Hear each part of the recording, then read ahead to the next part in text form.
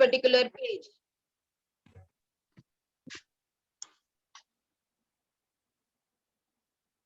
So as you all must have read in the newspaper that again for your 25% has been deleted. So in this particular topic you have to learn only 2 units. सिर्फ 2 unit पढ़ने के लिए है आपको, बाकी का सब deleted है. ये जो आपको स्क्रीन पे दिख रहा है सब डिलीटेड है. Have you all taken a screenshot? Yes. Yes. Okay. So now, in Origin and Evolution of Life, you have to learn the unit 5.6. All of you take out your textbook. Open the page 5.6. Shall I open the textbook with you all over here? Wait. Huh? What is the page number, beta? Who will tell me? 100. 100.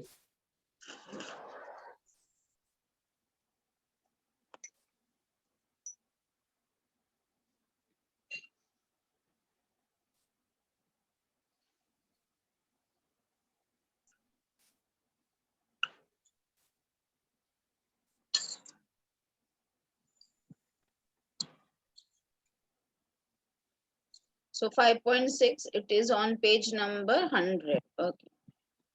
So whatever is important part, you all please underline in your textbook also. So in this, you have to learn the modern synthetic theory of evolution. So see children, this topic is very simple, very easy. Okay, not much more explanation. You all know more things about this evolution. You have been learning from your lower classes. Evolution का मतलब क्या होता है? Evolution का मतलब क्या है? Step wise changes in the organism to adapt itself to the environment, है ना? That is what is called as a evolution. Correct है? Yes. Okay. So just a second, I will share the PPT also. There it is. Okay. So evolution का मतलब है step wise changes which has been seen in the organism because of which the animal has adjusted itself or adapted itself to the particular environment. Now, when we talk about the evolution, there were many scientists who have thought about evolution and उन्होंने अपने अपने तरीके से अपने अपने reasons बताए कि ये रीजन हो सकता है इवोल्यूशन का, वो रीजन हो सकता है इवोल्यूशन का. You must have learn about the Darwin's theory about the evolution in your lower classes, है ना? Yes. डार्विन के बारे में Yes. सुना है ना आपने? Yes. आपने शायद लेमार्किज्म के बारे में भी सुना होगा. लेमार्क ने क्या बताया था कि जिराफ का जो गला है वो इतना बड़ा क्यों हो गया, जिराफ का जो नेक है वो इतना लंबा क्यों हो गया? बिकॉज वो झाड़ पे से लीव्स खाता था और वहां के जहाँ पे वो रहता है वहां के झाड़ बहुत ऊंचे ऊंचे थे, वहां के पेड़ बहुत ऊंचे ऊंचे थे, इसकी वजह से उसका नेक बड़ा हो गया. तो ऐसे बहुत सारे लोगों ने अलग अलग तरीके से सोचा और इवोल्यूशन के बारे में बताया, है ना? बट अभी सारे लोगों का अगर हम इवोल्यूशन देखेंगे तो उसके अंदर कुछ ना कुछ कमी हमें नजर आएगी, है ना? साइंटिफिकली अगर हम सब चीज को प्रूव करना चाहेंगे तो हर चीज साइंटिफिकली प्रूव नहीं हो पाएगा. उस टाइम पे बहुत सारे लोगों ने अपने अपने ढंग से उसको सोचा, उसके बारे में इंटरप्रेट किया. So we are now following a modern synthetic theory of evolution जिसके अंदर हर एक लोगों का ब्रेन है. इतने सारे जो साइंटिस्ट आपको नजर आ रहे हैं स्क्रीन पे, all have contributed their thinking, their thought, their interpretation related to the evolution, and we have summarized all their thoughts, all their interpretation to give a particular heading, a common heading called as a modern synthetic theory of evolution. Understood all of you?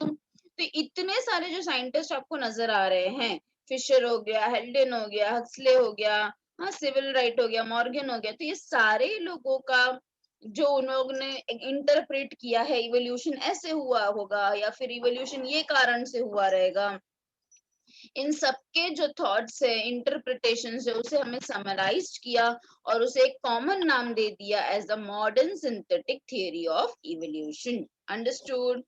इस theory of evolution में किस चीज पे emphasise किया गया है? Mutation के ऊपर और नेचुरल सिलेक्शन के ऊपर। ये सभी लोगों ने ज्यादा करके म्यूटेशन और नेचुरल सिलेक्शन पे ही एम्फसाइज किया है। अब म्यूटेशन का मतलब क्या होता है? क्या anybody know what do you mean by the term mutation? Change in gene DNA very good, sequence. Change in DNA, या फिर आप बोल सकते हो चेंज इन द जीन।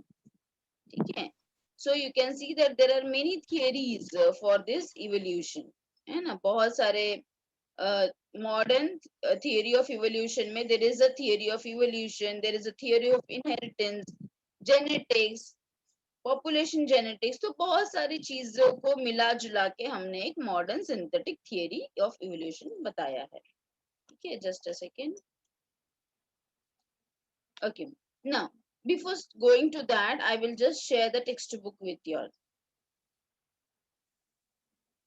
ये सारे जो terms हैं, Mendelian population, all these things will be asked as a 1 mark question in the board exam. 1 mark question for the board exam, Mendelian population. So where you can see this Mendelian population, all of you have underlined this particular paragraph. ये paragraph को underline किया, second paragraph को इसको tick mark करो। ये सारे scientist के name आपको पता होने चाहिए। अब इसके बाद जो है ना बेटा, आपको 1-1 मार्क क्वेश्चंस है, ऑल 1-1 मार्क क्वेश्चंस। तो सबसे पहले हम मेंडेलियन पॉपुलेशन पे आते हैं। हाँ, you can just underline 1 mark question. Mendelian population का मतलब क्या होता है? Small interbreeding group of population. Small interbreeding मतलब जो एक दूसरे से ब्रीडिंग कर सकते हैं। हाँ, group of population is called as a Mendelian population. Again definition, what is gene pool? What is gene pool? So gene pool का मतलब क्या होता है? Sum total of gene in a Mendelian population is called as a gene pool. Understood? कुछ hard है इसमें? पूरा जितने भी जीन्स है पॉपुलेशन के अंदर उसे हम कहेंगे जीन पूल। जैसे ह्यूमन बीइंग का एक पॉपुलेशन हो गया तो उसे हम क्या कह सकते हैं? Mendelian population. अभी हमारे ह्यूमन बीइंग में भी कितने क्रोर्स ऑफ ह्यूमन बीइंग्स है। अब ये क्रोर्स ऑफ ह्यूमन बीइंग के अलग अलग जीन्स है, तभी तो सब हम अलग अलग दिख रहे हैं। अगर हम सब जीन्स को इकट्ठा करेंगे तो वो क्या बन जाएगा? जीन पूल बन जाएगा। Understood? Yes, so I will,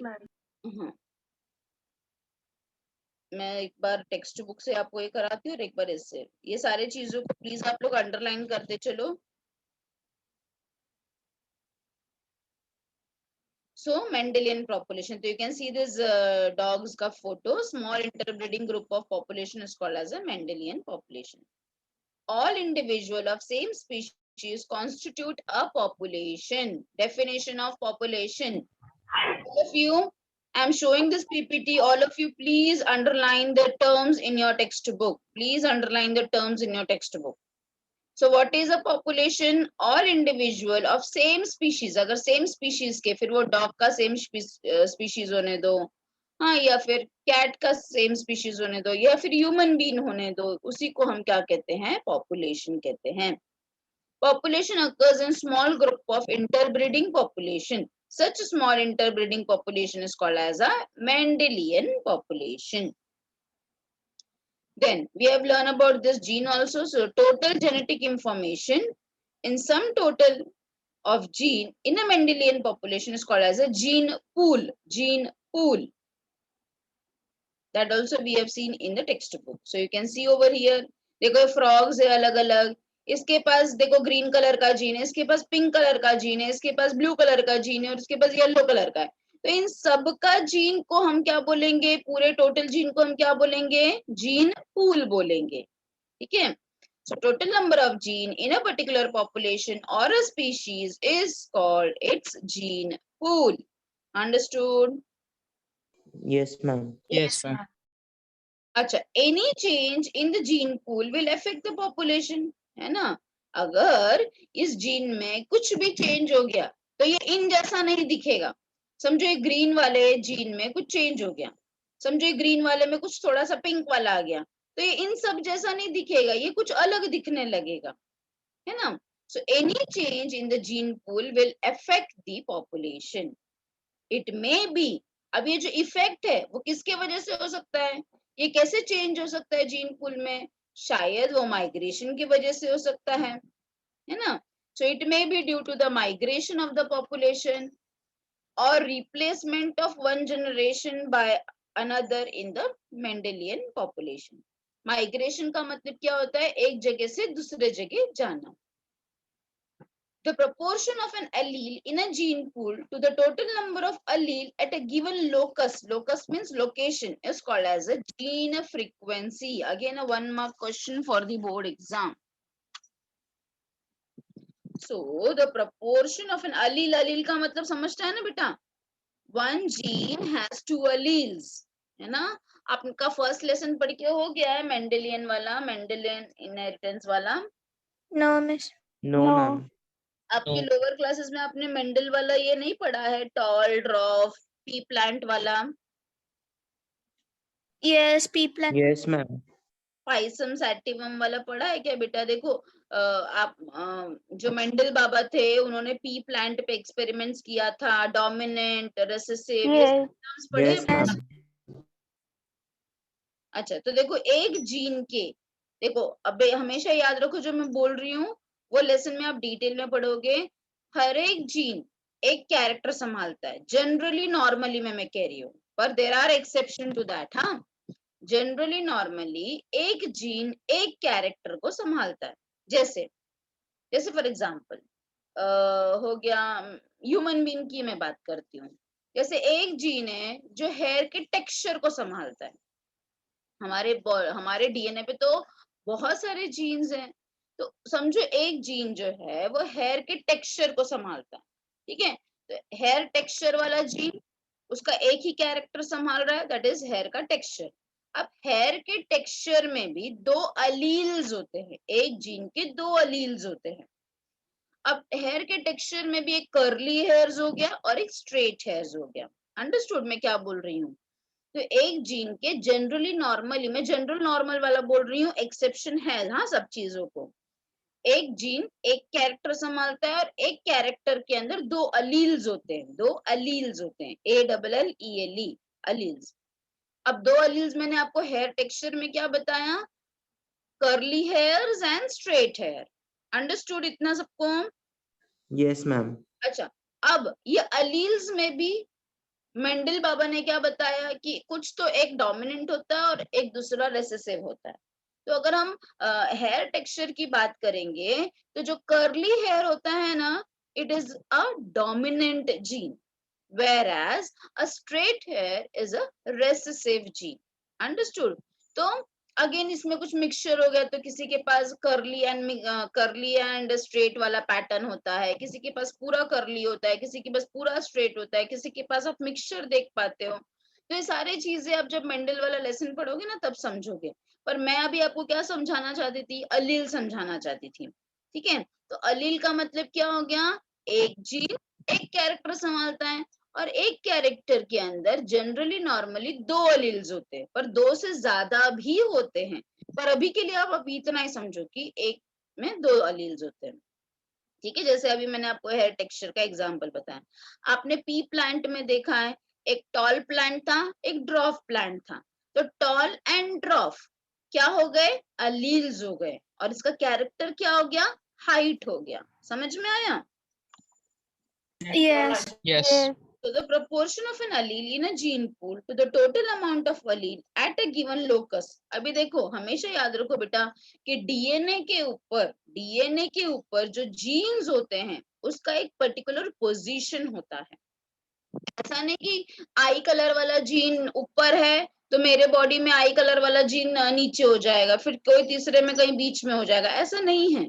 हर एक डीएनए के ऊपर हर एक कैरेक्टर का जो जीन है उसका एक पर्टिकुलर लोकस है, उसका एक पर्टिकुलर पोजीशन है. ठीक है, and that position is same in all. वो उसके अंदर फर्क होगा, उसके अलील में फर्क होगा, पर उसके लोकस या पोजीशन में फर्क नहीं होता. ठीक है, सो the proportion of an allele in a gene pool to the total amount number of allele at a given locus is called as a gene का frequency. Frequency मतलब वो कितने जल्दी जल्दी आता है. So you can find out the gene frequency by this formula also. This formula is not there for y'all, but I am just showing you this PPT. ये formula आपको नहीं है याद करने के लिए. So frequency of a given allele in a population relative to all other allele at a same local is called as a allele frequency. This is not there, but just for y'all to understand, I have given you. So number of copies of a particular allele in a population upon total number of all allele for that gene in a population is called as a allele frequency.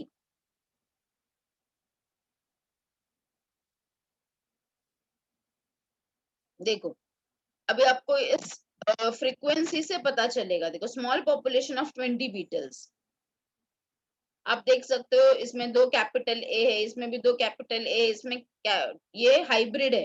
Capital A small है, capital A small है, capital A small है, and again यहाँ पे देखो small ए small ए small, ये सब recessive jeans है. सो इसकी फ्रीक्वेंसी क्या है? फ्रीक्वेंसी इस 20 में से, इस 20 में से कैपिटल ए की फ्रीक्वेंसी कितनी है? सिर्फ 2 है. हाइब्रिड वाली फ्रीक्वेंसी कितनी है? 8 है. जबकि रेसेसिव वाली फ्रीक्वेंसी कितनी है? 10 है. तो आपको समझ में आया बेटा फ्रीक्वेंसी का मतलब क्या हुआ? Yes. Yes. यस. सो हमने बीटल के एग्जांपल से मैंने आपको समझाना चाहा कि फ्रीक्वेंसी का मतलब क्या है. फ्रीक्वेंसी मतलब कि उस पूरे ग्रुप ऑफ पॉपुलेशन में उसका फ्रीक्वेंसी कितना है, मींस वो कितना हमें दिखाई दे रहा है. हाँ, जैसे 2 कैपिटल ए वाले, ये पूरे 20 में से सिर्फ 2 ही है, तो इसकी फ्रीक्वेंसी सिर्फ 2 है. हाइब्रिड वाले कैपिटल ए स्मॉल ए वाले, उसकी फ्रीक्वेंसी 8 है, जबकि रेसेसिव वाली फ्रीक्वेंसी ज्यादा है. आई कैन से ना, रेसेसिव वाले की फ्रीक्वेंसी ज्यादा है because it is 10 out of 20. So this is called as a gene frequency. Gene frequency को हम अलील फ्रीक्वेंसी भी बोल सकते हैं, क्योंकि जीन में ही तो अलील होता है. अच्छा, अब आपको modern synthetic theory is divided into 3 main aspects. ये आपको पढ़ना है. You can again take a screenshot of this particular page.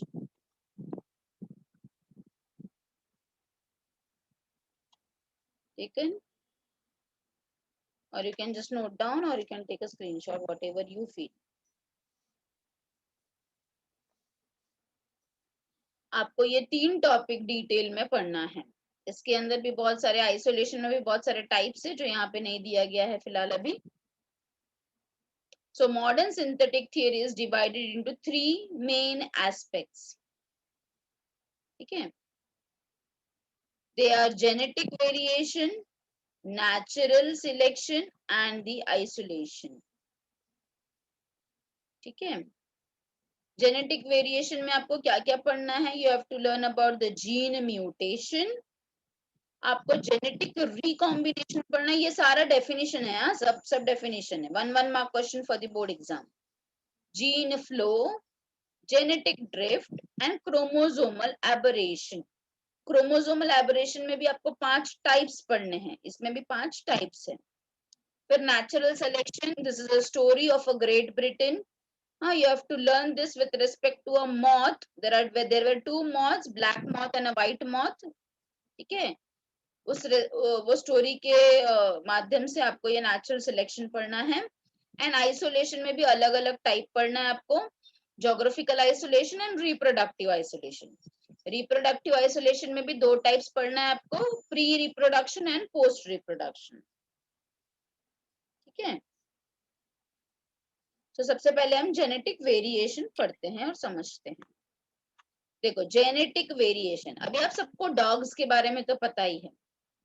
अभी अगर आप सिर्फ डॉग के बारे में देखोगे, डॉग एक पॉपुलेशन है, पर डॉग के अंदर भी आपने देखा है कितने सारे वैरायटीज है कि नहीं? वैरायटीज अलग अलग डॉग में. तो इसको हम क्या बोल सकते हैं? Genetic variation.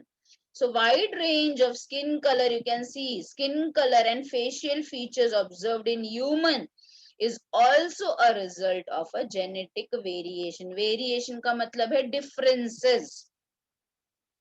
Skin color ही देखोगे तो मतलब व्हाइट और ब्लैक के बीच में डिफरेंट नंबर ऑफ शेड्स है स्किन कलर के, है ना। एकदम व्हाइट और एकदम ब्लैक के बीच में there are different ranges of skin colour in human being.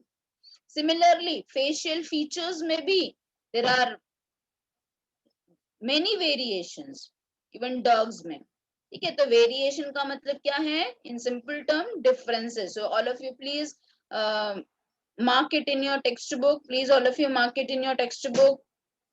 Variation का definition: change in gene and gene frequency is called as a genetic variation. Underline all of you. Change in gene and gene frequency is called as a genetic variation. किया सबने mark? Yes. अच्छा, अब variation क्यों हो सकता है, इसके बहुत सारे कारण दिए गए हैं। अभी हमने वेरिएशन तो देखा फोटो से, इतने सारे वेरिएशंस हो रहे। अब वेरिएशन होने के कारण क्या क्या है? तो शायद वो जीन म्यूटेशन से हो सकता है या कोई भी कारण से हो सकता है। तो लेट अस अंडरस्टैंड दैट कि जेनेटिक वेरिएशन किस किस कारणों से हो सकता है। सो जेनेटिक वेरिएशन होने के factors affecting the genetic variations are, सबसे पहला है जीन म्यूटेशन।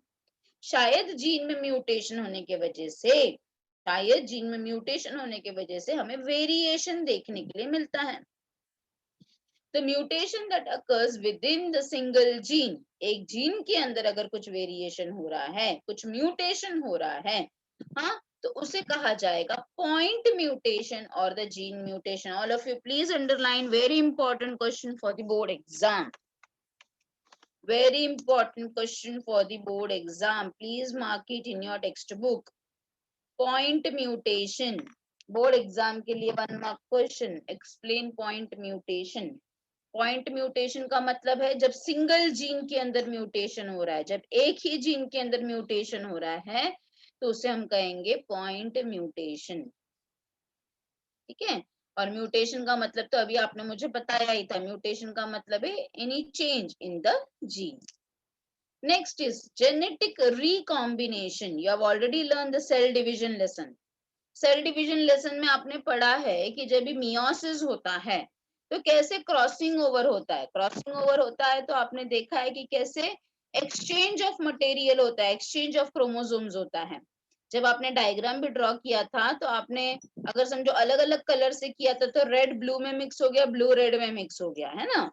तो इसे हम कहेंगे genetic recombination. So exchange of genetic material between the non sister chromatids, कभी क्रॉसिंग ओवर के टाइम पे, और क्रॉसिंग ओवर कब होता है? मियोसिस के टाइम पे होता है। Understood genetic recombination? यस और no? Yes, ma'am. Yes. Yes.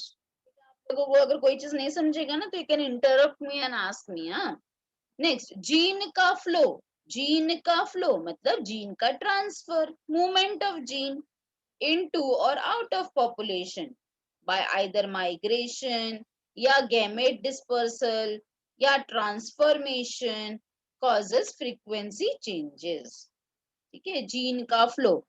जैसे फॉर एग्जांपल अभी समझो कोई ऑर्गेनिज्म है, समझो कोई टाइप का डॉग है, ठीक है, कोई टाइप। अभी देखो आपने अलग अलग टाइप के डॉग्स देखे, तो आपने देखा भी है कि कुछ टाइप के डॉग्स जो है वो स्पेसिफिक रीजन में पाए जाते हैं, उनके हेयर्स ज्यादा होते हैं या फिर उनके पास बॉडी में हेयर्स कम होते हैं।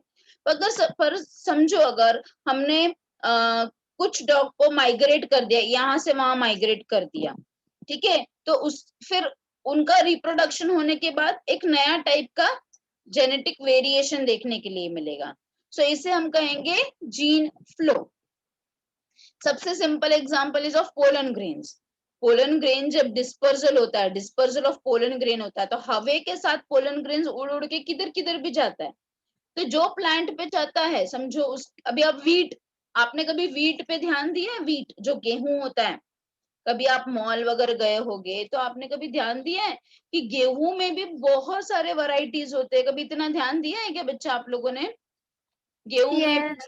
कभी छोटा Yes. गेहूं रहता है, कभी बड़ा गेहूं रहता है, कोई मोटे होते हैं, कोई पतले होते हैं, अगेन कलर में फर्क होता है गेहूं के। कोई थोड़ा येलोइश होता है, थोड़ा और ब्राउनिश होता है, कोई डार्क ब्राउन होता है। हैव यू एवर कभी नोटिस किया इस सब चेंजेस को? नोटिस किया है? इवन राइस में भी, जान तो गेहूं तो जान दो, राइस में भी देयर आर वैरायटीज। तो ये वैरायटीज क्यों हो रहा है? Because of one of the reason is dispersal of pollen grains. समझो एक टाइप का पोलन ग्रेन उड़ते उड़ते दूसरे के साइड में जाकर दूसरे इसमें पॉलिनेशन हो गया, तो वैसा टाइप का फॉर्म होगा राइस या व्हीट या व्हाटएवर, ठीक है। सो इसको हम बोलेंगे gene flow, that is a in simple term movement of gene, ठीक है। ट्रांसफॉर्मेशन भी एक तरीका है जिससे कि जीन फ्लो होता है। ट्रांसफॉर्मेशन क्या है, ये आप ग्रिफिथ का एक्सपेरिमेंट आप पढ़ोगे मेंडल में, फर्स्ट लेसन में, आपके मेंडल के लेसन में आप ग्रिफिथ का एक्सपेरिमेंट पढ़ोगे और आप देखोगे कि ट्रांसफॉर्मेशन कैसा होता है। ट्रांसफॉर्मेशन मींस जीन का transfer. Understood? Gene flow. Yes. Yes, ma'am. Yes. Genetic drift. Thank you बच्चा। जेनेटिक ड्रिफ्ट, ड्रिफ्ट का मतलब है रुकावट, ड्रिफ्ट का मतलब है रुकावट। So any random fluctuation in gene frequency which is occurring in the natural population by any pure chance, जैसे कि अर्थक्वेक आ गया, फ्लड आ गया, फायर आ गया, मीन्स कोई भी कारणों के वजह से अगर वो जीन वहीं पे रुक गया, वो जीन्स वहीं पे रुक गया, तो उसी को हम कहेंगे जेनेटिक ड्रिफ्ट। हाँ, जैसे अभी इसके लिए मैं आपको ऐसे आपको कैसे समझाऊं मैम, जैसे फॉर एग्जाम्पल व्हाइट टाइगर, ठीक है। अभी आपने देखा है कि व्हाइट टाइगर तो बहुत कम रह गए हैं, टाइगर्स तो हैं पर उसमें भी जो व्हाइट टाइगर्स है वो बहुत कम है। तो उनका पॉपुलेशन कम है, मतलब बहुत ही छोटा सा पॉपुलेशन है। और समझो अगर ये व्हाइट टाइगर कहीं जा रहा है और कहीं बाई चांस अर्थक्वेक आ गया या फ्लड आ गया या फायर आ गया या कोई भी कारणों से की वजह से अगर ये मर गया फॉर एग्जाम्पल, तो क्या होगा? जेनेटिक ड्रिफ्ट हो जाएगा, है ना। मतलब हम फिर वापस व्हाइट टाइगर उससे और आगे नहीं देख पाएंगे। समझ में आ रहा है मैं क्या बोल रही हूँ बेटा?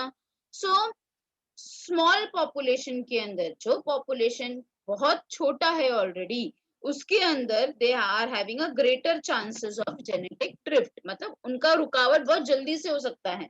अगर बहुत बड़ा पॉपुलेशन है तो समझो 10-15 भी मर गए, रुक गए, तो भी कुछ फर्क नहीं पड़ता है। पर अगर छोटा पॉपुलेशन है, हाँ, जिनके पास एक स्पेशल कैरेक्टर है, और अगर उनको कुछ हो गया तो फिर वहां पे वो जेनेटिक ड्रिफ्ट होने के बहुत बड़े चांसेस है, मतलब वो जीन वहीं के वहीं रुक जाएगा, हम फिर बाद में वो जीन नहीं देख पाएंगे। Understood? So it is a important evolutionary change, ठीक है। Understood all of you genetic drift also? Yes. Yes, ma'am. It is mostly seen, mostly affected, genetic drift affects mostly the smaller population, ठीक है। Next is the chromosomal aberration. अभी आपको chromosome पता है, ठीक है। अब क्रोमोसोम, हमारे पास कितने क्रोमोसोम है? 23 पेयर्स, मतलब कि 46 क्रोमोसोम है।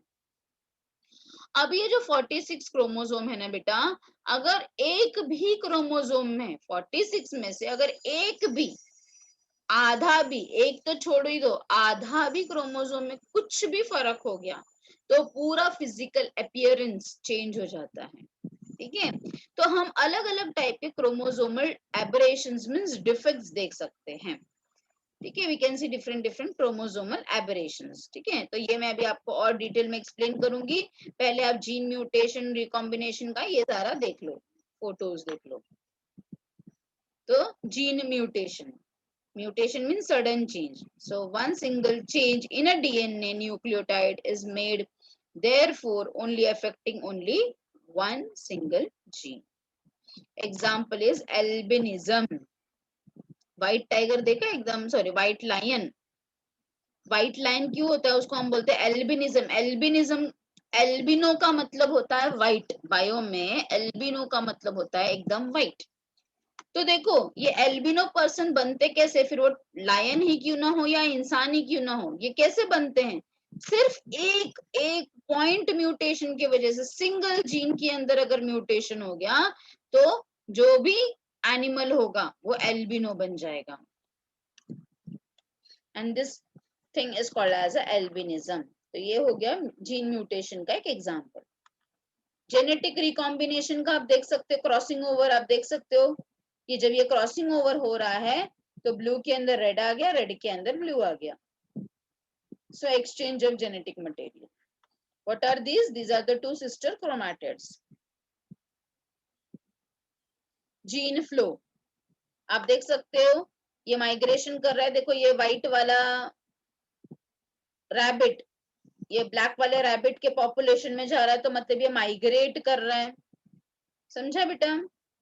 तो जीन फ्लो हो रहा है फ्रॉम व्हाइट टू ब्लैक. अब समझो ये व्हाइट और ब्लैक ने मेटिंग किया, समझो मेटिंग किया, तो इनसे होने वाले बच्चे कैसे होंगे? व्हाइट और ब्लैक का कॉम्बिनेशन होगा. समझ में आया? Understood? Yes, Yes. ma'am. Yes. तो देखो this is a migration. Genetic drift. देखो बीच में एक बड़ा सा नदी आ गया है, तो नदी आने की वजह से इस साइड का पॉपुलेशन और इस साइड के पॉपुलेशन में कितना फर्क है? जेनेटिक ड्रिफ्ट हो गया है, बड़ा सा नदी है या कोई भी चीज, कुछ भी हो सकता है, अर्थक्वेक. ठीक है. इस साइड देख सकते हो कि ज्यादा व्हाइट एक ब्लैक है और इस साइड ज्यादा ब्लैक और एक व्हाइट है.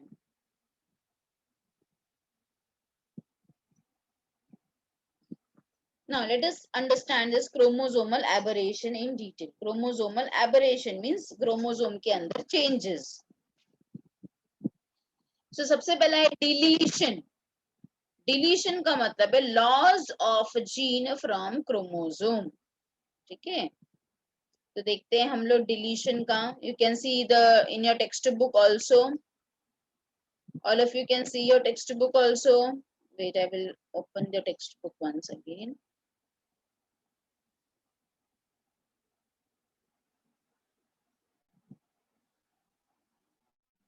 See this diagram.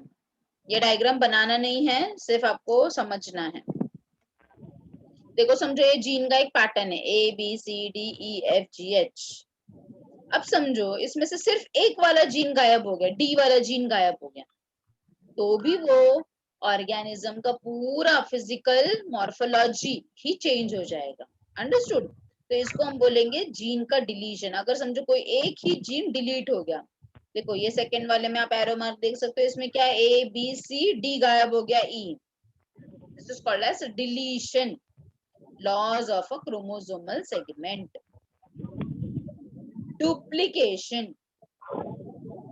देखो B और C दो बार हो गया, B और C दो बार हो गया, BC हो गया, दो बार हो गया, तो रिपीटेड सेगमेंट.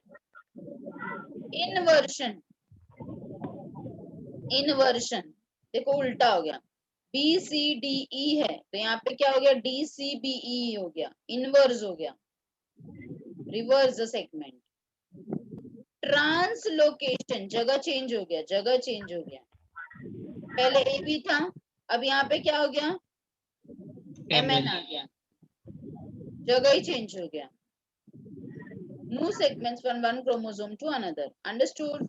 तो ये अगर ये कुछ भी होगा ना बेटा, तो पूरा का पूरा मॉर्फोलॉजिकल चेंजेस देखने के लिए मिलेगा. अंडरस्टूड? Yes. ये सब चीजें अगेन आपको 1 मार्क क्वेश्चन बोर्ड एग्जाम में पूछा जाएगा.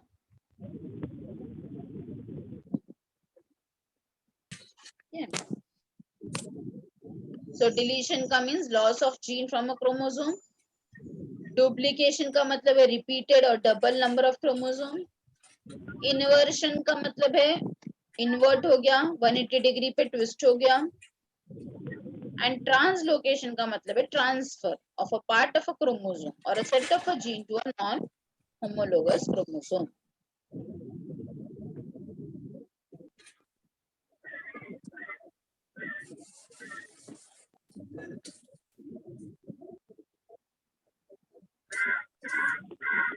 So we have completed with the first part. Okay, we have already completed with the first part जो हमने start किया था genetic variation. Next topic which we have to learn is the natural selection. आपको first topic सबको समझ में आ गया है? All of you have understood this first topic, genetic Yes, ma'am. variation. We have seen modern synthetic theory is divided into three main categories: genetic variation, natural selection and isolation. जिसमें से हमारा genetic variation समझ के हो गया, हमने mutation देखा, recombination देखा, जीन फ्लो देखा, जेनेटिक ड्रिफ्ट देखा और क्रोमोसोमल एबरेशंस के अलग अलग टाइप्स देखे. Now we are going to learn the natural selection. अच्छा, तो नेचुरल सिलेक्शन किसने बताया है? हमारे डार्विन बाबा ने. यस, चार्ल्स डार्विन ने बताया है.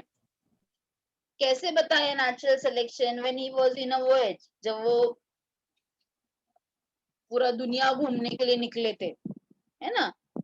तो आपको अगर घूमने के लिए मैंने भेजा तो आप लोग क्या करोगे? सिर्फ सेल्फी निकालोगे, है ना. पर डार्विन बाबा ऐसा नहीं करते थे, है ना. आप बोलोगे कि डार्विन के टाइम पे मोबाइल नहीं था इसके लिए, है ना. बट फिर भी बहुत सारे लोगों के पास बहुत सारा काम था, लोग इधर उधर देखते थे सिर्फ. But he was the one, he was a कीन observer. He was a keen observer. You should be a keen observer. तो वो हर एक चीज को बहुत ध्यान से देखते थे कि ये यहाँ पे ऐसा दिख रहा है तो वो वहां पे ऐसे क्यों नहीं है. मीन्स ये बर्ड्स यहाँ पे ऐसे हैं तो वहां पे कैसे अलग क्यों दिख रहे हैं.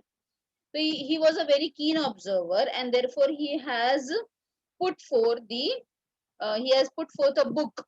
उन्होंने एक बुक बनाया, ठीक है, और जिसके अंदर उन्होंने ओरिजिन के बारे में एक्सप्लेन किया है. So he has given a theory of natural selection.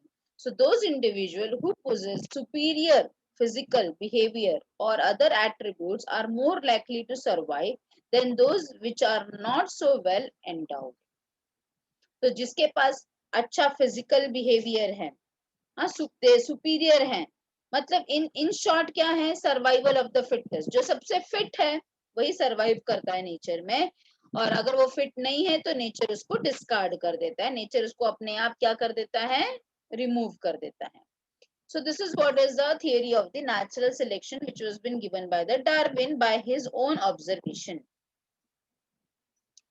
So natural selection encourages those genes or traits that assure highest degree of adaptive efficiency between the population and the environment. इसका मैं आपको एक best example समझाऊं natural selection का. जैसे कि आप अपने मम्मी पापा को पूछना कि पहले के टाइम पे मच्छर को मारने के लिए, मॉस्किटो को मारने के लिए वो बड़ा वाला कॉइल यूज होता था. कॉइल. मम्मी को पूछना, गोल गोल वाला कॉइल. उस कॉइल से उस टाइम पे वो मच्छर मर जाते थे. पर फिर क्या हो गया? मच्छर ने क्या किया? Natural selection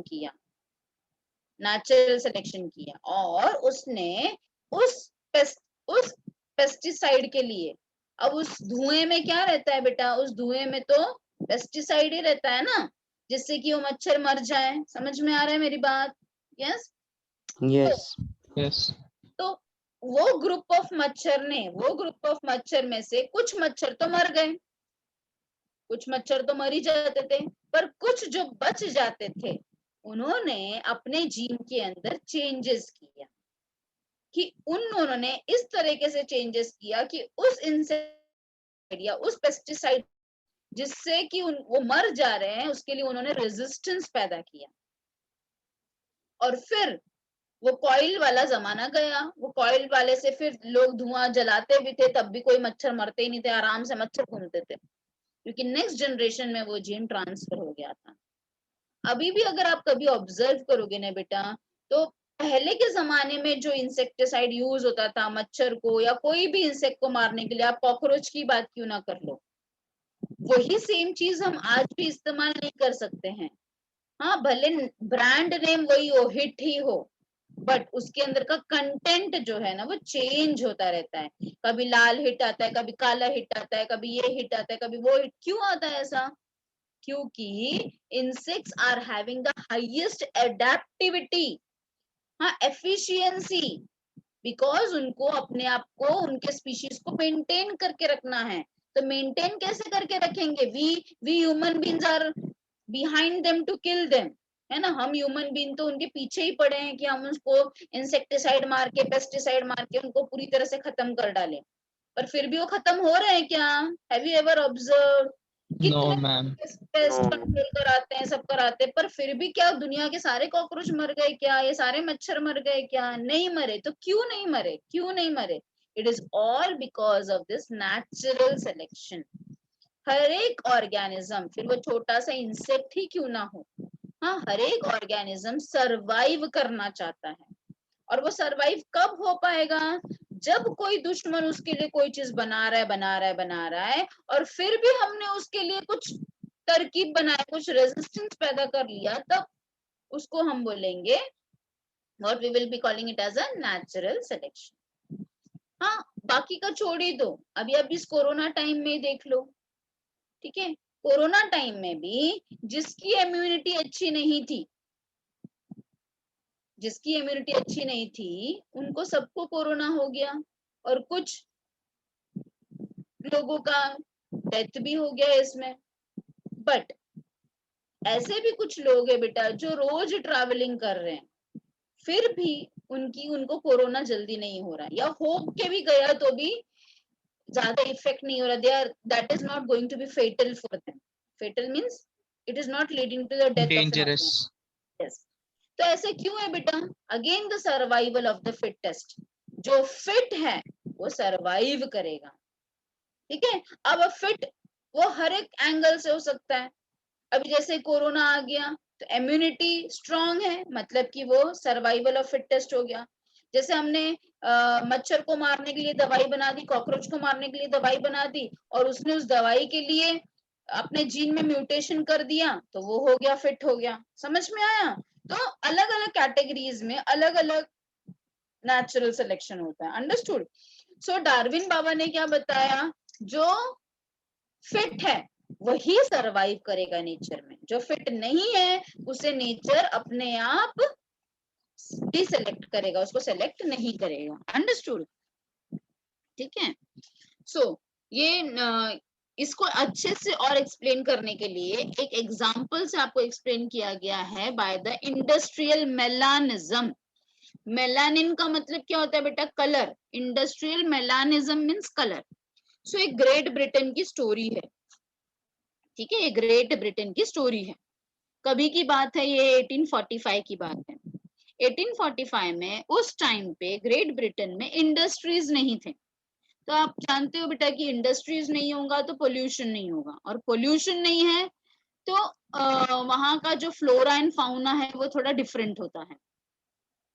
you have already learn in your 11th standard that कि अगर हमें कोई जगह के बारे में जानना है कि ये पोल्यूटेड है या नहीं, तो हम लाइकेन को देखकर पता कर सकते हैं।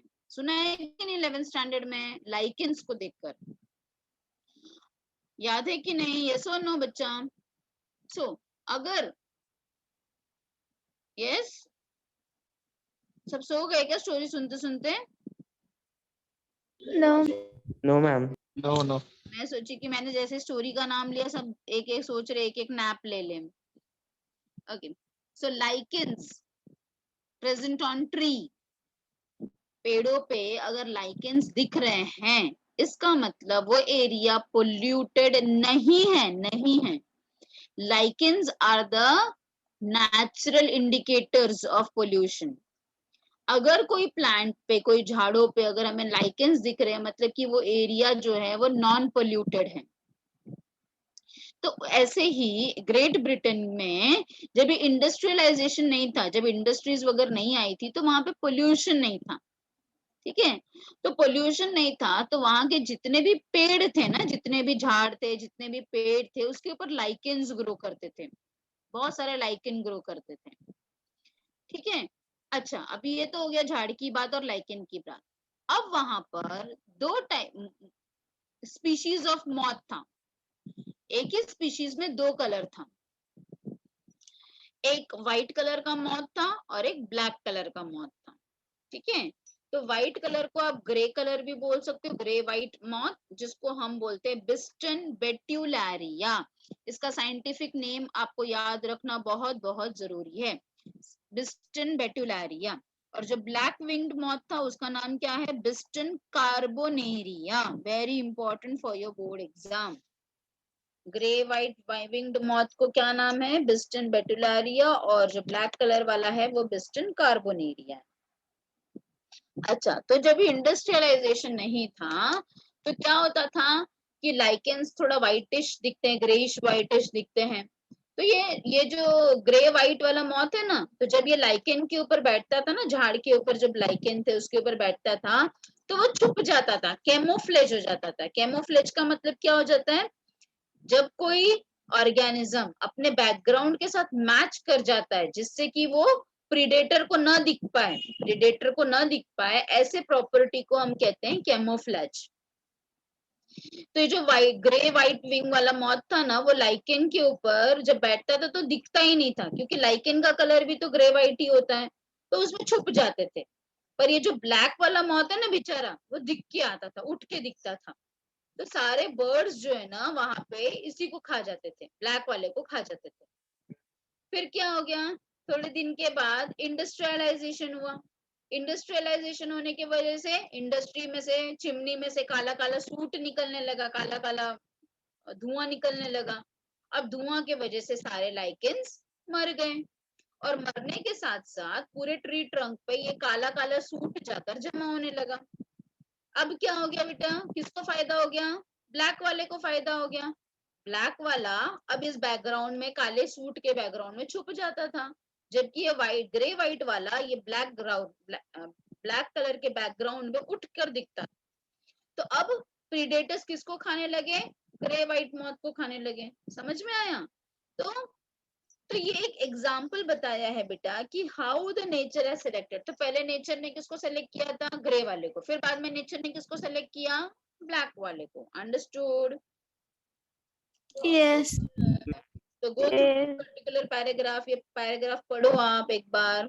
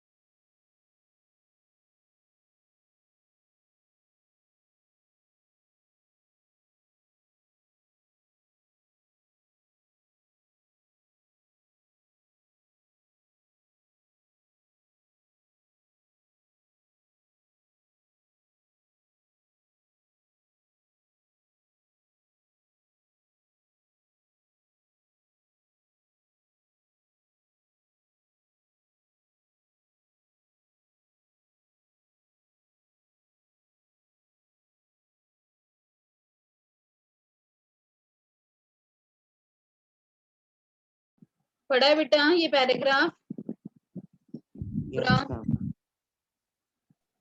Yes. any difficulty in understanding this point?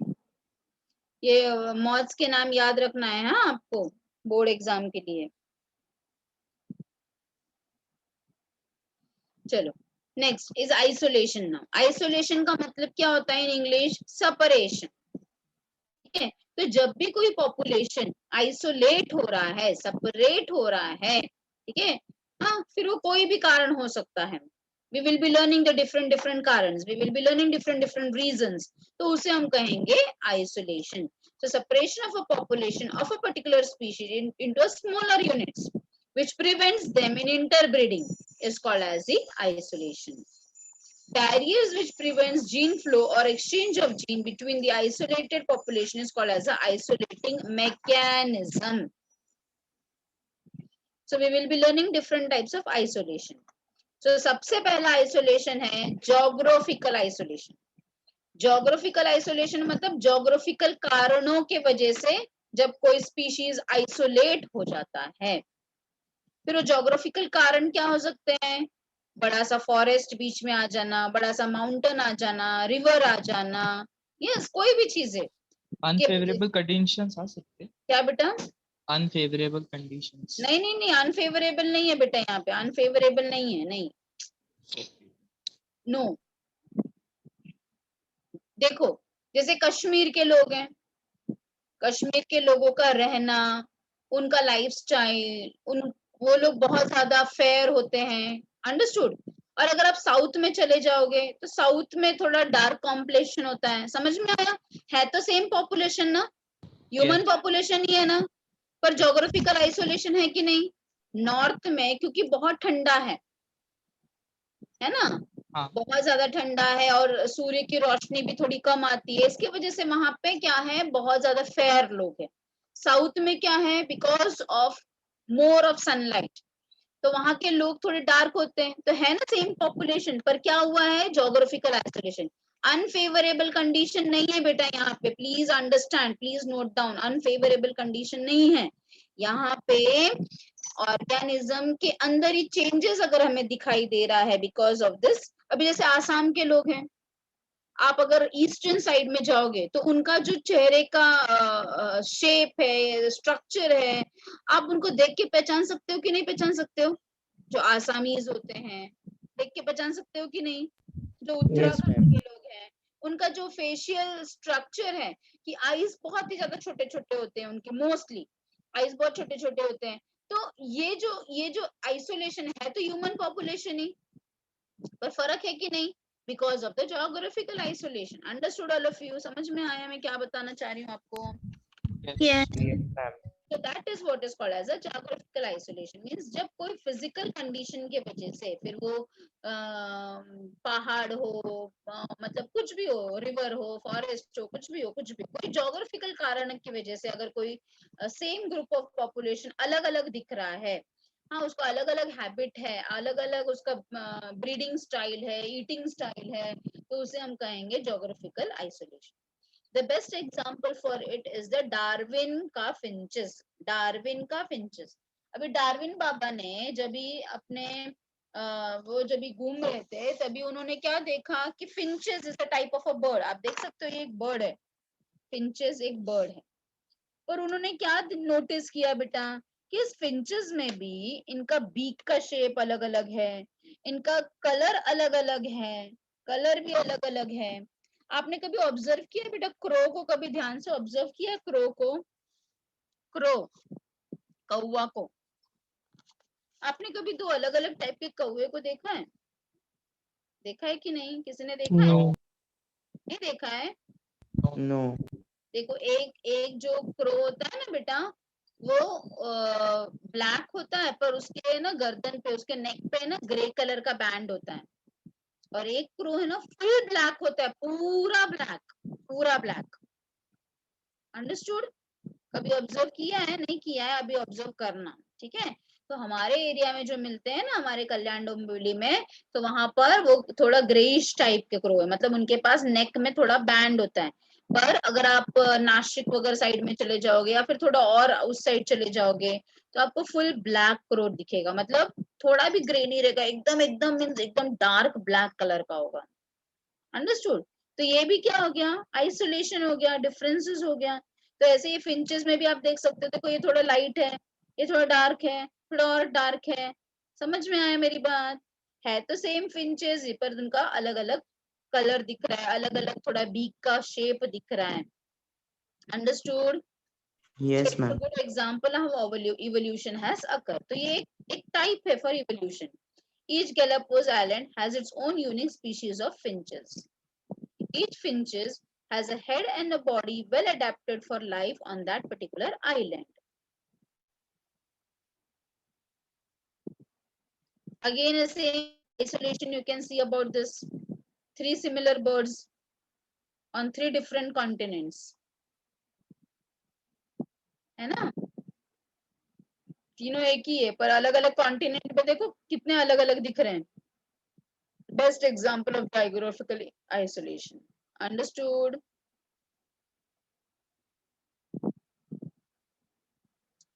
Next we are going to learn is a reproductive isolation. So it occurs due to a change in a genetic material, gene pool and structure of genital organs, that thus preventing the interbreeding.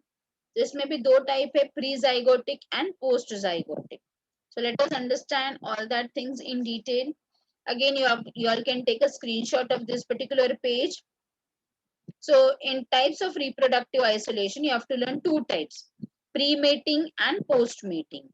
Pre-mating मतलब sexual intercourse के पहले, and post-mating मतलब sexual intercourse के बाद, मतलब zygote बनने के पहले एंड जाइगोट बनने के बाद। तो जाइगोट बनने के पहले क्या क्या कारणों से आइसोलेशन हो सकता है? तो हैबिटेट आइसोलेशन से हो सकता है।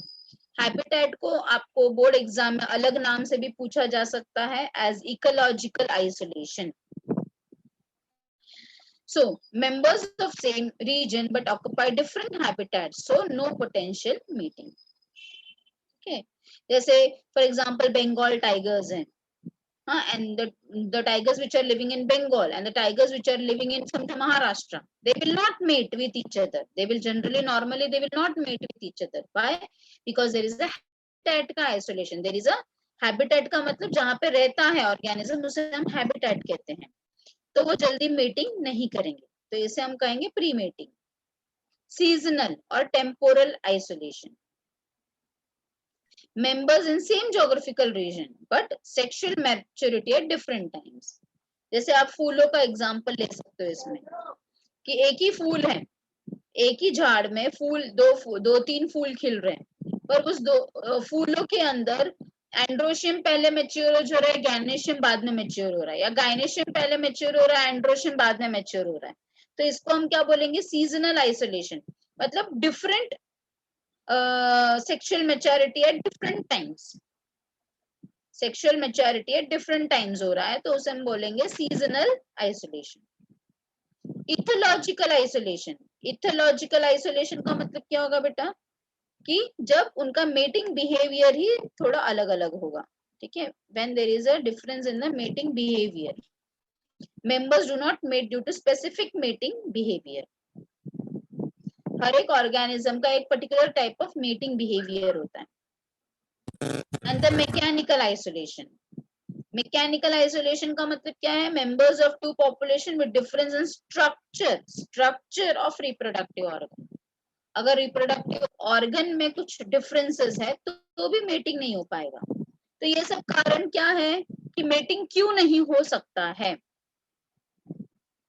अलग अलग जगह पे रहते हैं, हैबिटेट, अलग अलग सीजन में मैच्योर होते हैं, आइसोलेशन, इथोलॉजिकल मेटिंग बिहेवियर अलग है, मैकेनिकल उनका स्ट्रक्चर, रिप्रोडक्टिव ऑर्गन का स्ट्रक्चर अलग है। तो ये सारे कारण है प्री मेटिंग आइसोलेशन के। ठीक है, understood? Yes, ma'am. Yes. Yes. अच्छा, अब हम बात करेंगे पोस्ट मेटिंग। समझो मेटिंग करा ही दिया हमने, ठीक है, तो या तो गैमेट मॉर्टेलिटी होगा। मॉर्टेलिटी का मतलब क्या होता है? डेथ, गैमेट ही नहीं जिंदा बचेंगे। और समझो गैमेट फ्यूज हो भी गए तो जाइगोट नहीं जिंदा बचेगा। और समझो जाइगोट जिंदा बच भी गया तो जो ऑर्गेनिज्म बनेगा वो स्टेराइल होगा। ठीक है, तो पहले गैमेट ही मॉर्टेलिटी होगी। गैमेट की mortality means male gamete, female gamete, when union of two gametes does not occur in a given time. जैसे अभी आपने रिप्रोडक्शन लेसन में पढ़ा है, स्पर्म का स्पैन कितना होता है? स्पैन कितना होता है उसका? कितने देर तक वो वायबल रह सकता है sperm? Tell me.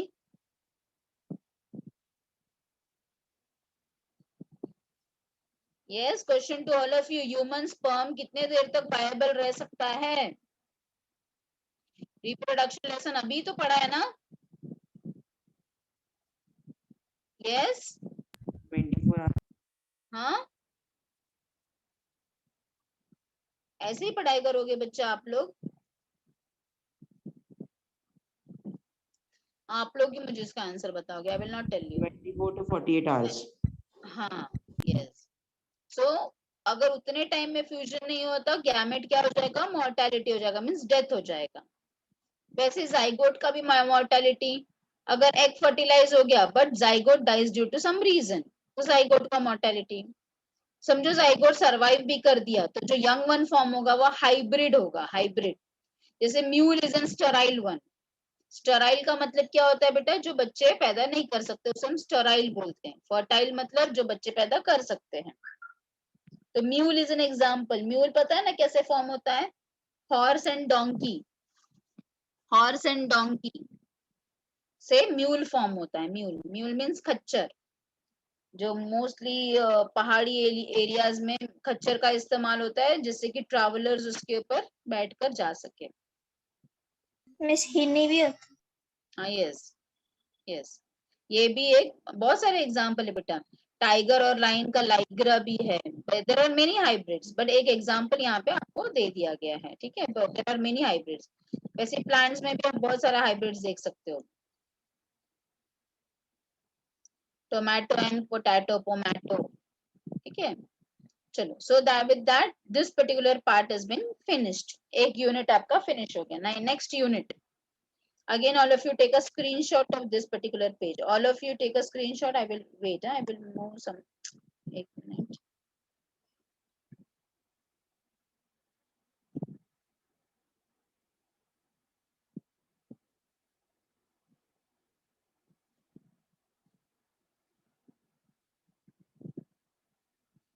All of you take a screenshot of this particular page.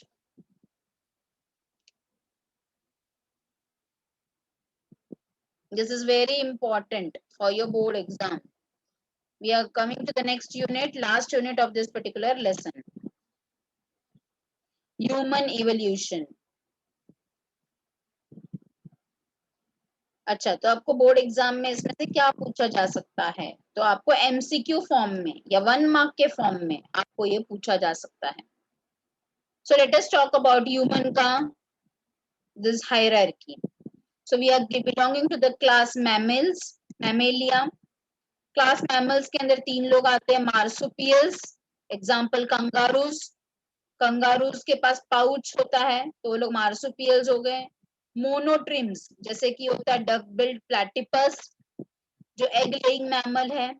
फिर आता है यूथेरियंस। हम यूथेरियंस है क्योंकि हमारे पास प्लेसेंटा होता है। अब यूथेरियंस के अंदर भी ऑर्डर आता है प्राइमेट, और दिस ऑर्डर के अंदर 2 सब ऑर्डर्स आते हैं, प्रोसिमी एंड एंथ्रोपोइडी। प्रोसिमी के अंदर आते हैं लीमर्स एंड टार्सियस, एंड एंथ्रोपोइडी के अंदर आते हैं इवोल्यूशन वाइज, पहले आएगा न्यू वर्ल्ड मंकी, फिर आएगा ओल्ड वर्ल्ड मंकी, फिर आएगा होमिनॉइडी। आपको बोर्ड एग्जाम में ऐसे पूछा जा सकता है, write down 2 examples for new world monkey. तो you should by heart this. New World monkey के 2 examples, spider monkey and squirrel monkey. Similarly, Old World monkey के examples आपको याद करना है, baboons, macaques and langurs. ठीक है। आप देख सकते हो न्यू वर्ल्ड monkey के अंदर लॉन्ग नॉन प्रीहेंसाइल टेल था। प्रीहेंसाइल टेल का मतलब, आपने गिरगिट को देखा है बेटा, कैमेलियंस को, उनका जो पूंछ होता है वो लोग ऐसे गोल गोल गोल गोल कर सकते हैं, ऐसे टेल को हम प्रीहेंसाइल टेल बोलते हैं। तो न्यू वर्ल्ड मंकी के पास लंबे तो टेल थे, पर वो लोग उसको मोड़ नहीं सकते थे, ऐसे गोल गोल नहीं कर सकते थे। वैसे ओल्ड वर्ल्ड मंकी में टेल छोटा होते गया, शॉर्ट हो गया, और फिर से नॉन प्रीहेंसाइल, मतलब ऐसे टर्न नहीं कर सकते। फिर आता है होमिनॉइडी। होमिनॉइडी के अंदर आते हैं ग्रेट एप्स। अब एप में भी 3 कैटेगरीज हैं, हाँ, ऑल दिस 3 कैटेगरीज। और हम कौन से कैटेगरी में आते हैं? हम होमिनिडी में आते हैं, हम होमिनिडी में आते हैं। तो आपको सबके एग्जांपल्स याद करने हैं, Gibbons, chimpanzee, human beings, understood. तो एग्जांपल्स आपको याद करना बहुत बहुत जरूरी है, इसलिए ये पूरा टेबल आपको याद करना है, ठीक है। Yes, ma'am. तो आप देख सकते हो एक बार एग्जांपल्स जो हमने यहाँ पे देखा ना, मार्सुपियल्स, मोनोट्रीम्स। तो आप देख सकते हो यहाँ पे, देखो ये मार्सुपियल है, पाउच्ड वन। मोनोट्रीम्स में ये देखो डक बिल्ड प्लैटिपस है, ये दोनों एग लेइंग वाले हैं, डक बिल्ड प्लैटिपस। और ये दूसरे फर्स्ट वाली क्या है? एकिडना। ये दोनों भी एग्जांपल है फॉर मोनोट्रीम्स। यूथेरियंस में सब लोग आते हैं, all these comes in eutherians, all are placental mammal.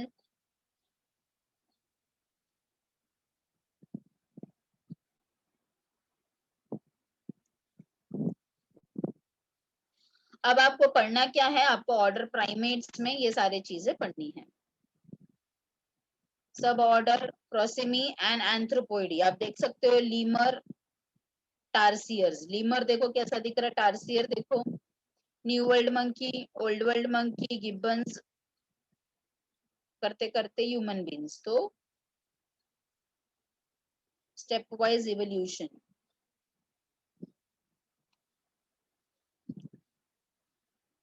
So go through this all these points. जो point आपको नहीं समझेगा please ask me.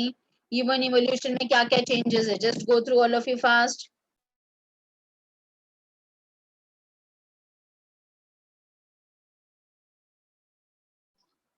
Cranial capacity मतलब brain का capacity, हाँ, हमारा ब्रेन बॉक्स के अंदर है। ब्रेन बॉक्स को क्या कहा जाता है? क्रेनियम कहा जाता है। बाइपेडल मतलब दो पैरों पे चलते हैं। अपोजेबल थंब तो पता ही है आपको। फिर पेल्विक गर्डल पता ही है। नंबर कर्वेचर एक बार पूरा पढ़ लो।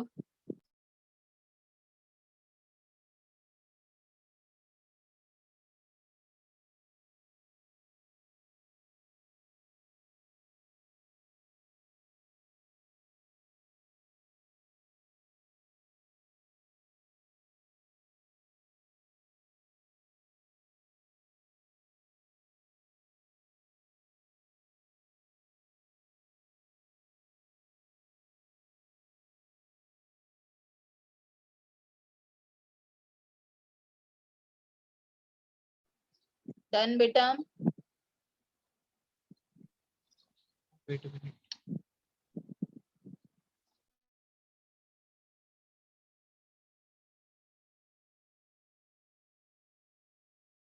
Yes or no? Yes, ma'am. Done. Yes, ma'am.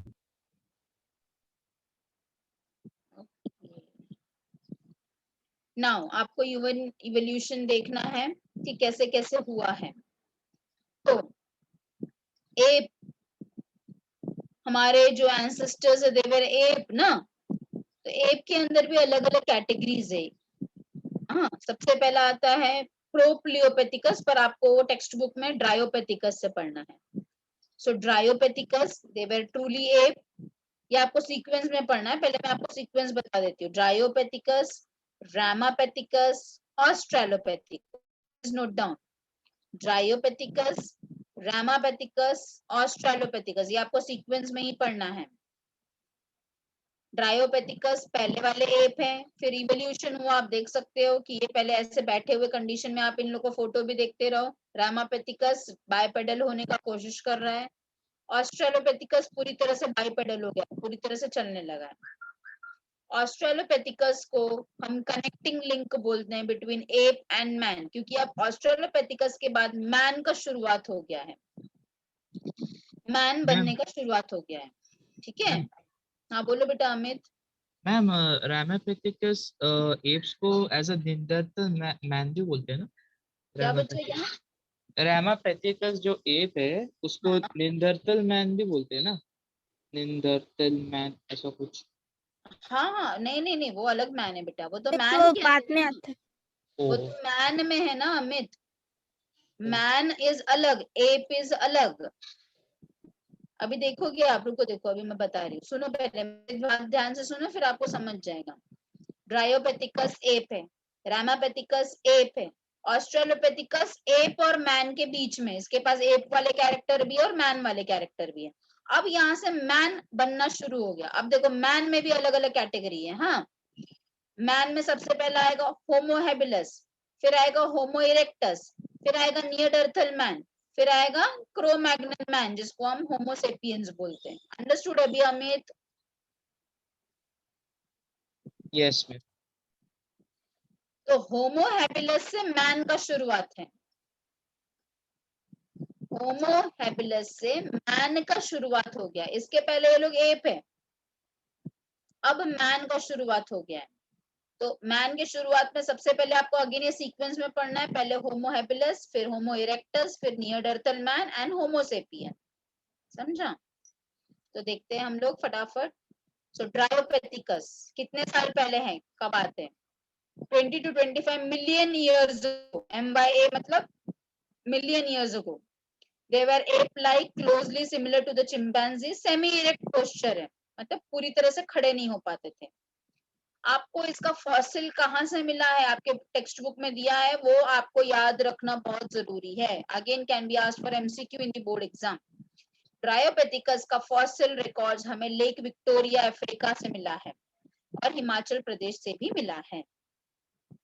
कौन से पीरियड में ये लोग लीव किए? मायोसिन पीरियड में। Myosin is a period, era, period, epoch, है ना। ये तो मायोसिन सब पहले वाला पीरियड है, वहां पे तभी के टाइम पे ये थे।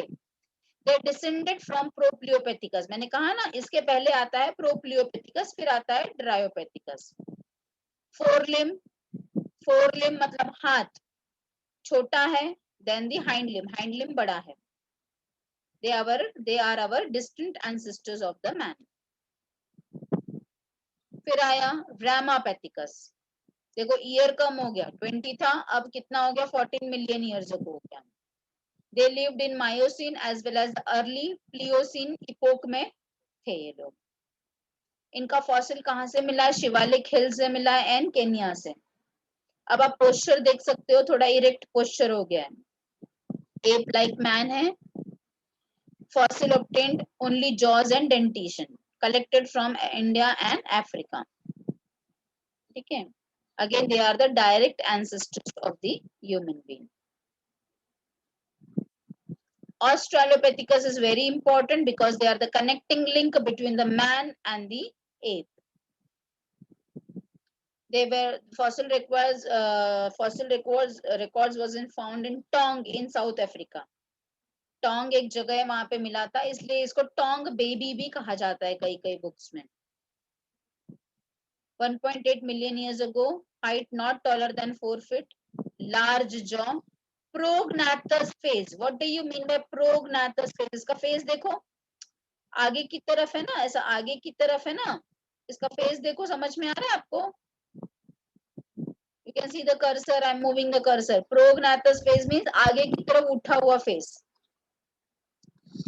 तो एप वगैरह के पास प्रोग्नाथस फेस था और हमारे पास कैसा है? ऑर्थोग्नाथस फेस है। मींस हमारा जॉ आगे इतना नहीं है, चिन नहीं है, चिन एब्सेंट है, लंबर कर्वेचर प्रेजेंट है, and upright straight. Ape man, they are connecting link between the ape and the man. So australopithecus then Africans is a common fossil.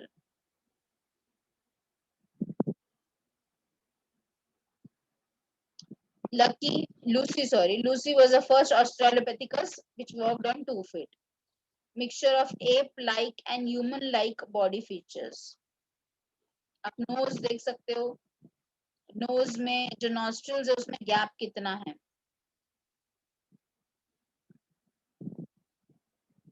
Forehead में difference देख सकते हो आप।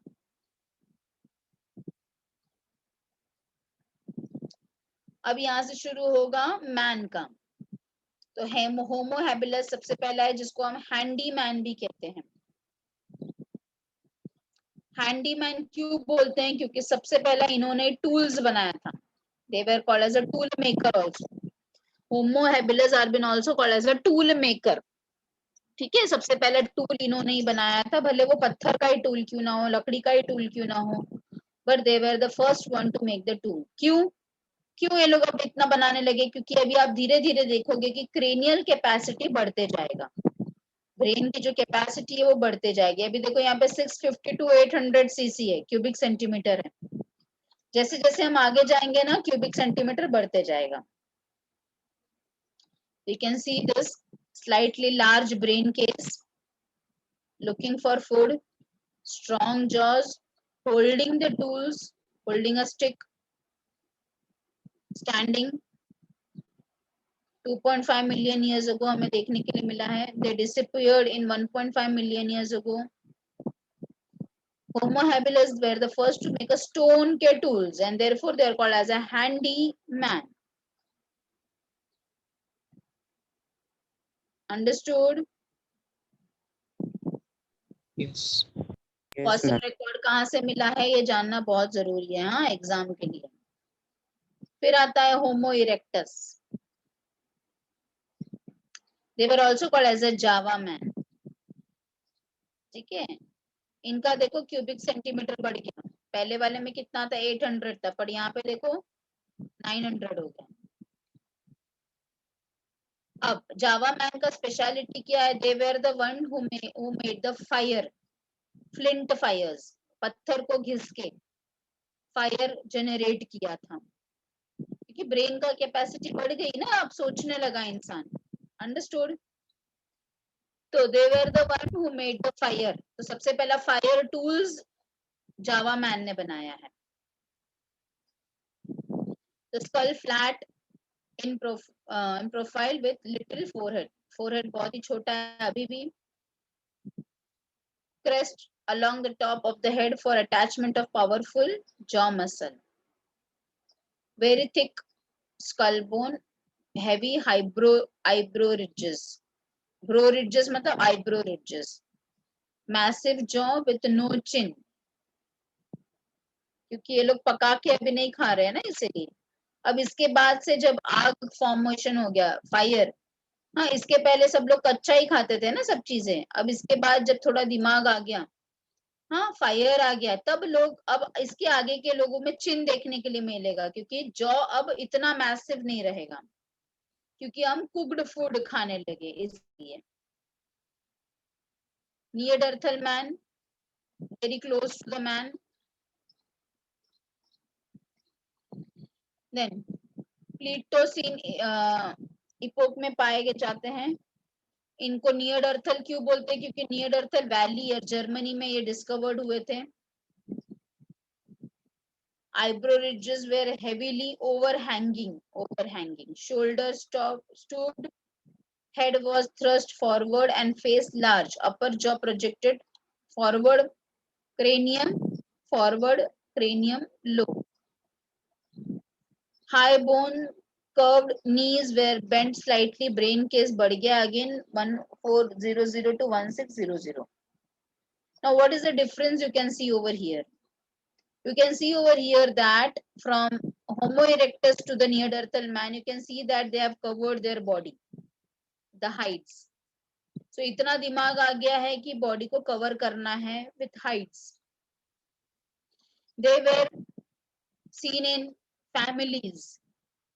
Families में रहने लगे, caves में रहने लगे. They were the one who did the painting. They used to decorate their body with the ornaments. ठीक है? Decorating their body with ornaments. They used to live in families in caves. They used to do painting. ठीक है? Then they used to cover their body with hides. तो ये सारी चीजें हमें नियरडर्थल man में देखने के लिए मिलती हैं। और उसके बाद आता है Homo sapiens. We are the modern man. Modern man, आज का जो मैन है उसे क्या कहा जाता है? होमो सेपियन सेपियन कहा जाता है। तो होमो सेपियन सेपियन के पहले था होमो सेपियंस। ये सारी चीजें आप देख सकते हो, all these things. Fossil records were found in Africa. You can just go through all this. Cro-Magnon man is called as the early Homo sapien who lived in the Western Europe. Neanderthal man के बाद आता है Cro-Magnon man, जिसको ही हम होमो sapiens कहते हैं।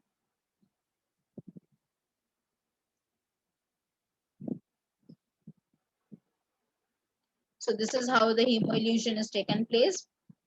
Australopithecus is the connecting link between the, इसके पहले एप थे, इसके पहले कौन से एप थे? पहला था प्रोप्लेयोपेथिकस, फिर था ड्रायोपेथिकस, फिर था रैमापेथिकस, फिर आया ऑस्ट्रेलोपेथिकस, और फिर उसके बाद धीरे धीरे धीरे धीरे क्या आने लगा?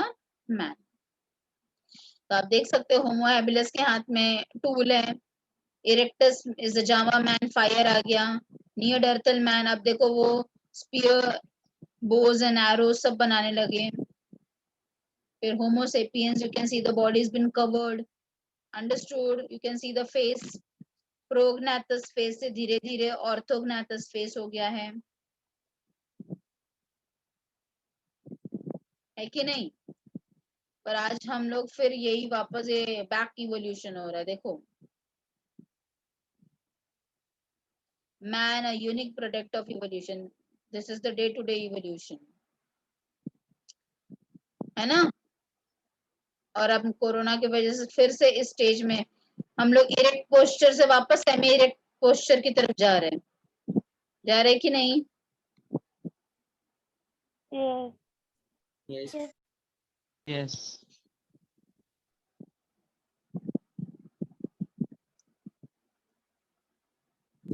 तो मैम होमोसेपियंस के बाद में भी इवोल्यूशन होगा? अभी भी हो रहा है इवोल्यूशन। आपको क्या लगता है अभी इवोल्यूशन नहीं हो रहा है? Evolution is a continuous process, just going on and on and on. Why don't you think there is a evolution taking place, beta? Evolution is taking place every day, and this evolution, if you see, is in the side of technology today in case of human beings. If you see a small child, 5 years का बच्चा, आजकल आप देखते होगे advertise में कि they can do coding. आपने आपके 5 साल में कोडिंग की थी क्या कभी? No. No. So what is the difference? Brain is developing more at the side of technology. तो आजकल के जो बच्चे दे आर सो स्मार्ट कि आप उनको कोई भी एक ये दे दो, लैपटॉप दे दो, आप उनको मोबाइल फोन दे दो, एक छोटा सा बच्चा भी उसको बहुत आसानी से ऑपरेट कर लेता है ना? तो it is all the evolution which is taking place stepwise, gradually, धीरे धीरे हो रहा है, पर हो रहा है. Yes.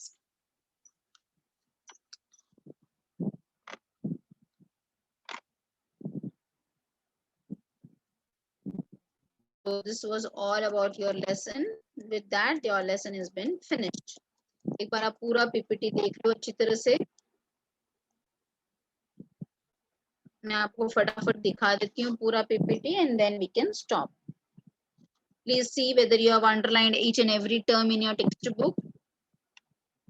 You have seen Mendelian population का definition, gene pool का definition, यहाँ पे gene pool है.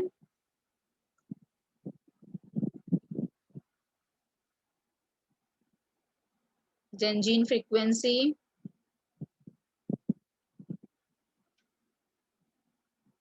Then we have done all three topics: genetic variation, natural selection, and isolation, which is the 3 main aspects of the modern synthetic theory.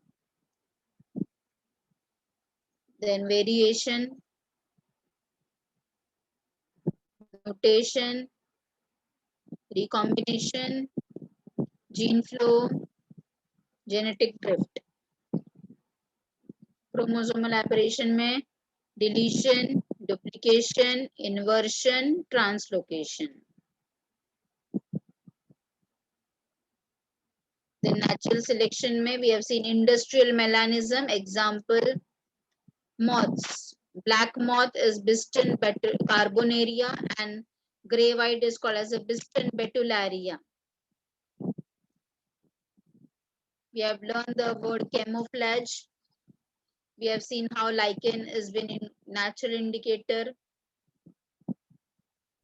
Then isolation में we have seen geographical isolation का example is Darwin का finches. Geographical isolation में example Darwin finches.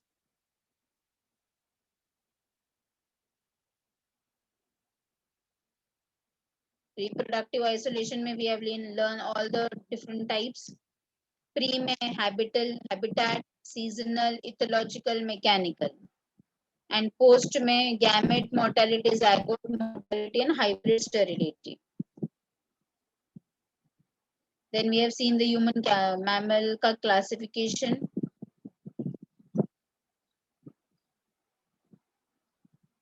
We have seen the photos of marsupials and monotremes. They are egg-laying mammals. And then in eutherians, we have learned about the human evolution. You can see lemur, tarsiers, they were also our ancestors. आप देख सकते हो यहाँ तक monkey है, फिर यहाँ से एप स्टार्ट होता है, फिर एप के बाद man. So we have seen the changes which has been taken place in the evolution of a man. So सबसे पहला है ड्रायोपेथिकस. ये सब अच्छा आपको मैं ये बताना चाहती थी. मायोसिन पीरियड, मायोसिन सब जगह लिखा है ना, देखो यहाँ पे लिखा है मायोसिन पीरियड में था. ये कौन से पीरियड में था? प्लियोसिन पीरियड में था, इपोक में था. ये मैं बताती हूँ अभी आपको क्या. Australopithecus is a connecting link. फिर Homo habilis, erectus, Neanderthal man, Cro-Magnon man मतलब कि होमो सेपियंस. ओके, अच्छा अभी मैं आपको वो बताती हूँ कि वो क्या है. वो पार्ट आपको डिलीटेड है, आपको पढ़ना नहीं, बट यू शुड नो कि वो है. ये देखो, इस टेबल से आपको ज्योग्राफिकल टाइम स्केल का टेबल दिया गया है टेक्स्ट बुक में. ठीक है, तो सबसे बड़ा होता है एरा. एरा के अंदर आता है पीरियड. पीरियड के बाद आता है million years ago, then epoch. समझे? तो आज के डेट में हम कौन से एरा में रह रहे हैं? हम सीनोजोइक एरा में रह रहे हैं. हम क्वाटरनरी पीरियड में रह रहे हैं. हम होलोसीन इपोक में रह रहे हैं. अंडरस्टूड? तो सीनोजोइक एरा के पहले क्या था? मीजोजोइक एरा था. उसके पहले क्या था? पैलियोजोइक था. उसके बाद, उसके पहले देखो क्या था. तो आप समझ पा रहे हो बेटा मैं क्या बता रही हूँ? यस. यस. Yes. Yes. तो अभी आपने जो देखो ना मायोसिन पढ़ा था, देखो मायोसिन यहाँ पे है, प्लियोसिन यहाँ पर है.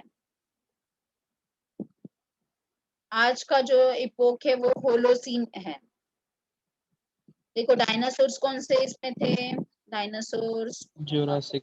जुरासिक. Yes, Jurassic period. इस टेबल को आप देखोगे ना तो आपको समझ जाएगा. जुरासिक है क्या लिखा है इधर? होगा लिखा है. ऊपर मैम, ऊपर. हाँ, हाँ, ये देखो. नीचे. मीजोजोइक एरा के अंदर जुरासिक पीरियड में who were dominant? Dinosaurs were dominant. आज के इसमें कौन डोमिनेंट है? We human beings are dominant. Modern man is dominant. और प्लांट्स में एंजियोस्पर्म प्लांट्स आर डोमिनेंट. ठीक है, तो ऐसा तो ये आपका स्केल है. ये आपको पढ़ने के लिए नहीं है, बोर्ड एग्जाम के लिए ये डिलीट किया गया है, बट यू शुड नो कि मियोसिन क्या था, इसलिए मैंने बताया ये. ठीक है. So with that, beta, this particular topic has been finished. Only 2 units were there for your exam, and then both the units we have completed. Understood? Modern synthetic theory and human evolution, both the things. Understood? Yes. Yes. Yes. All of you revise. If you don't understand anything, you can just ask me in the next class. Okay? Okay. So chalo, bye, beta. Bye, ma'am. Bye, ma'am.